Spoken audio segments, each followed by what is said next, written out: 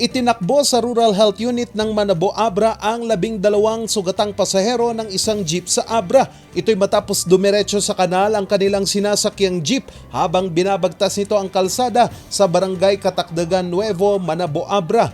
Ayon sa investigasyon, nabigla ang driver ng jeep na kinilalang si Reynoso Batoon, 46 anyos, sa kasalubong nitong pick-up nang mangyari ang aksidente.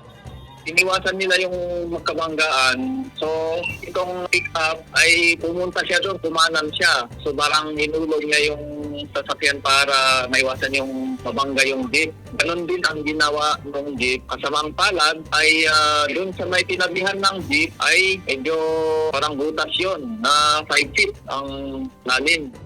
Galing ang jeep sa Bangged Abra at papunta sana ito sa bayan ng Buklok. Agad namang rumesponde ang mga otoridad sa insidente at itinakbo nilang mga sugatan, pero 4 dito ang kinakailangang dalhin sa ibang pagamutan dahil sa tindi ng mga natamo nilang sugat.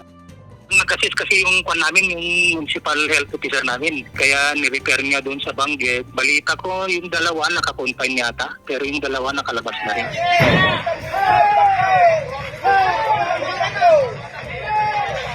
Nagtulungan naman ang mga otoridad para maialis sa kanal ang jeep. Nakalabas na ang lahat ng mga sugatang pasahero sa pagamutan maliban sa isang senior citizen dahil sa kondisyon nito. Dagdag pa ng PNP, overloaded ang jeep. Considered overloaded kasi umabot ng yung seating capacity, bumagpas doon. Umabot ng 25.